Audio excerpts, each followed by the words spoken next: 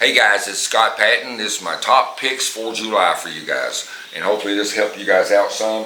You know, I'm gonna start out always early. Early in the morning, probably throwing some kind of top water bait or even like a jackhammer. But I prefer that top water bait. Here on Chickamauga, the lake that I got on, we have a lot of grass and stuff, and you can always catch a few fish early. That's if you get out at daylight and throw that top water. And if you get cloudy, rainy days, and we got some storm stuff going to be coming in this week, it'll catch fish. But I can't go fishing without having the sexy dog tied on. It is probably my favorite top water bait that's made. I like this bait. I can fish it fast. I can walk it real fast, keep it moving. I can throw it out there, just walk it real slow. I make it real aggressive by making it walk real wide, or I can make a tight wiggle. So the bait's really versatile in the type of action you can give it if you learn to do that. And one of the key things to do it is just having a good rod, the right rod to do it. This is a POW Endurance, and it's 6'10", I believe it is. But anyways, I like it just a little bit shorter rod with a shorter handle on it, and it makes it easier to walk that way. That butt of that handle doesn't get start hitting in my stomach and stuff. So I'm gonna start out fishing this on if you live on a lake, you can throw it on bluff walls. If you don't have hydrilla, you can throw it back in the creeks, and during find where the creek channels wind back in the creeks and stuff like that. You could catch them in that off in the main lake. Also, bluff walls would be good, but of course down here we throw it a lot over the hydrilla and stuff. So it's a really good bait for that. So I'm going to start out my day with that top water bait for about an hour and a half. And if it's cloudy and rainy, like I said, you can go a little bit longer with that thing. I've got a jackhammer tied on here.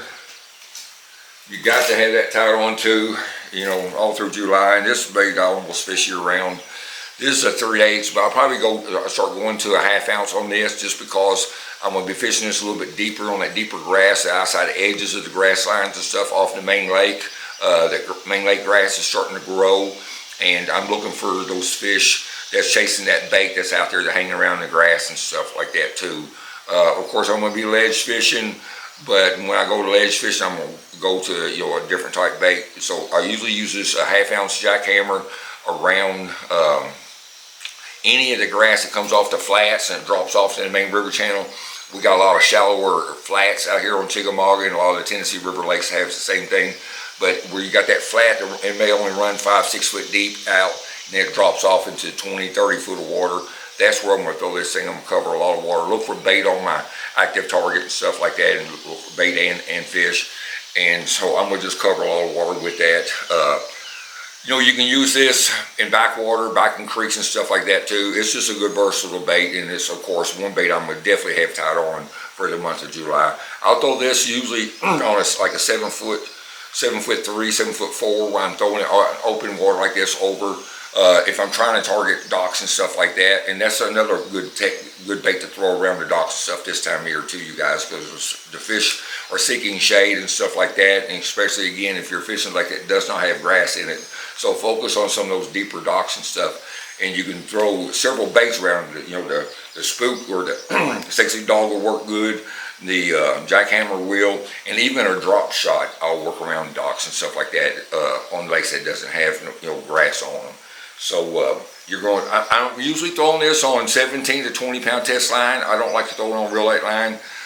You could probably get away with throwing it on 15, but if I'm fishing a lake that has really good sized fish in it, you can catch a 7 or 8 pounder on this thing, and if it gets you down in that grass and buries you up, just the weight of the grass trying to pull you free, a lot of times you'll break that line. So that's why I like going with that little bit extra heavier line, that 17 or 20 pound test, cigar fluorocarbon of course, and that way if I do get a big one on, my chances are going to be a lot better to catch him if he does get me hung up with some of that grass. So keep that in mind when you're choosing your line size fishing this bait, even around docks. If you get a 7 or 8 pounder hooked around a dock like that, and he takes you around one of the posts or something like that, he can fray that line and break it.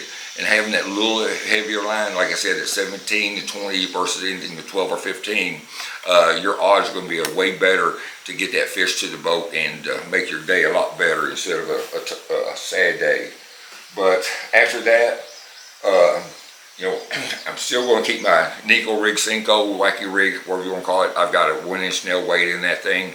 I use this. I use this a lot around the hydrilla and stuff, but it's also a fantastic bait to throw around docks, skipping underneath docks and stuff like that, later in the morning and all. But I usually do better with it throwing it over hydrilla, any kind of grass and stuff like that. Just fishing the deeper holes. You just gotta kind of keep moving with this bait. But if you have, and it's a bait you're going to catch fish on later in the day if you're fishing and the bite gets tough. It's just a slow presentation, and a lot of times those fish, when they quit feeding, you can get a bite on it. I've caught some really big fish in July on this thing. So, that's something I'm going to have tied on in the month of July too. My next one, of course, is going to be, now I love the crank. I love the deep crank. I love the deep crank. This is a Strike King Sexy Dog. I love to just go out there and cover water on the ledges and stuff with it, anywhere you might have some shell beds or some rock or some stumps down deep. But I'll just cover a lot of water with this thing. I'll fish it fairly fast this time of year. I won't fish it real slow. I may burn it and stop it, burn it and stop it. Just gotta kind of play with it and see what the fish are wanting. But this is definitely something I'm gonna throw out on the deeper ledges. And even this time of year, you start getting to the later July and August, as it keeps heating up, that bait is going to keep on getting deeper, and so will the bass. So a lot of times you go to the 8XD and even the 10XD. I would throw the 6XD most of the time on 12. If I go to 8XD and 10XD, I usually throw it on 15 just because of the stress of casting it. I don't want to break it off when I'm slinging it out there all day long. I use this is a 7.4 PAL rod, and I like a longer rod. Some guys go with like a 7.6 even, but I like the 7.4. It just seemed like I got better control over the bait. Now I don't want it too soft of a tip in it. On these bigger crankbaits, I like a fairly stiff rod with a little bit of flex in the tip, because it won't wear you out as much cranking that thing. But again, this is a bait that you're just going to have to, it's going to probably be the most work of any of them.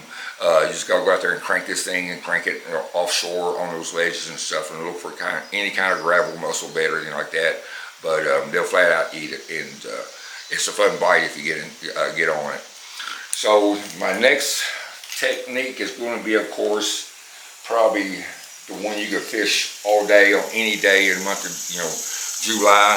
It's going to be just fishing a drop shot, you guys. So you got that thing rigged up there. Like I said, I got about 12 or about 14-inch leader on that right there. Now I'll play with the distance between my hook and my weight. Sometimes if the fish are real tight to the bottom, I may only go with like an 8-inch leader on it. And that way, as far as what I'm calling the leaders from my weight to my hook, because you just got to look and see how deep those fish are holding off the bottom, and that'll tell you how high you want to rig your hook up off the bottom too. I'm throwing this on 15-pound test Seaguar braid, and I got it on, this is 10 or 12, I usually throw 10 or 12-pound tests on my fluorocarbon leader on this bait. This is a bait, now I got this one rigged up, open hook on it, and I do that a lot when I'm fishing the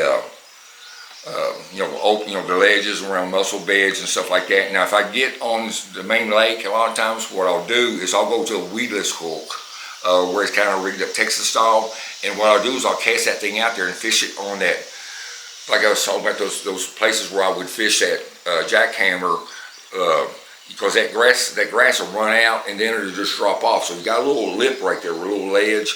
A lot of times you can catch a lot of fish on that drop shot, just casting that thing, or you can get up there close to it and pitch it out in front of you and just work parallel with it, and keep this thing on the outside edge of that grass line right before it drops off into the river channel.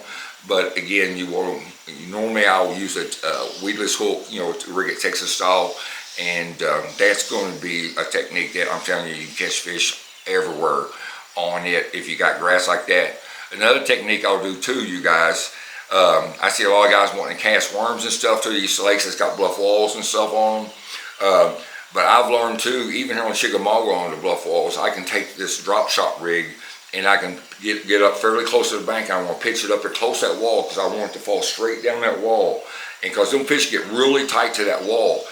So if you're casting it and you let it fall and it's going to come out away from it, that bait may be 3 feet away from that wall. So if that fish isn't active, then he's not going to come out and eat that bait. So it's really important to get close, you know, almost like in a 45, and pitch it up in there and let that thing, and give it slack line, let it fall straight down that wall, you guys. That way it's landing, you know, a foot and a half from that wall versus 3 or 4 feet away from that wall, because you don't realize how that rod, if that wall is 20 foot deep, how far it will glide away from that wall, and you're missing the strike. So it's really important to keep that drop shot next to those bluff walls this time of year when you're doing this. It's a fun way and catch a lot of fish with it.